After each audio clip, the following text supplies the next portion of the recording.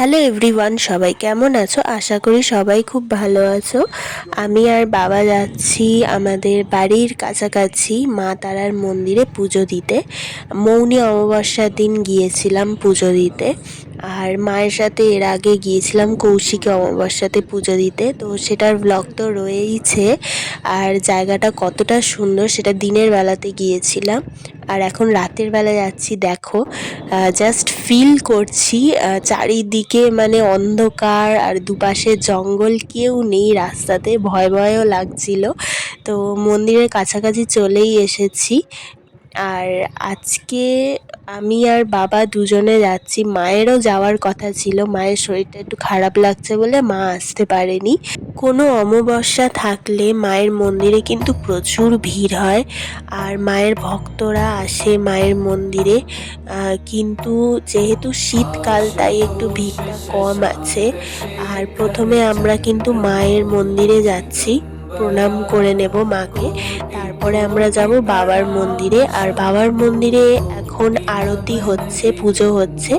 প্রথমে বাবার মন্দিরে আরতি পুজো হয়ে তারপরে কিন্তু মায়ের মন্দিরে পুজো হয়। তো মায়ের দর্শন সবাই করে নাও, মা খুব জাগ্রত। জয় মা তারা।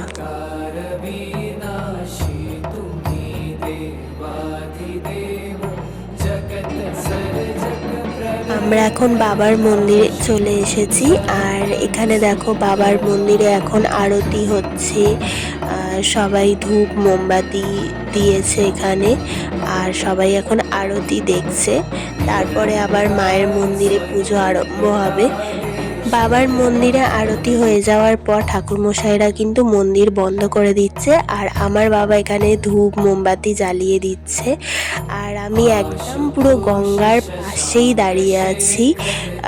তো অন্ধকারের জন্য জল একদমই দেখা যাচ্ছে না, পুরো অন্ধকার ঘুটঘুট করছে।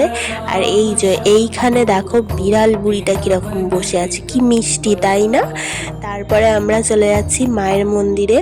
আর এখানে দেখো সবাই বাবার মন্দির থেকে এখন মায়ের মন্দিরে চলে এসেছে, কারণ এখানে পুজো আরম্ভ হয়ে গেছে। আর সবাই একে একে কিন্তু পুজো দিচ্ছে। আর আমার বাবাও এখন আমাদের ডালাটা দিয়ে দিচ্ছে। আমাদের পুজো দেওয়া হয়ে যাওয়ার পর বাবা বলল যে একটু খিচুড়ি ভোগ খাবো। তো খিচুড়ি ভোগ খেতে চলে গেছি। খিচুড়ি ভোগটা জাস্ট অসাধারণ, তার সাথে শাকের তরকারি আছে। আর সত্যি কথা বলতে কি, প্রসাদের খাবার মানে স্বাদটাই অন্যরকম হয়। মানে আমিষ খাবার ছেড়ে মনে হয় আমি সারাদিন ওই প্রসাদ খেয়েই থাকি। তো এখন বাড়ি ফিরছি আমরা, বাই।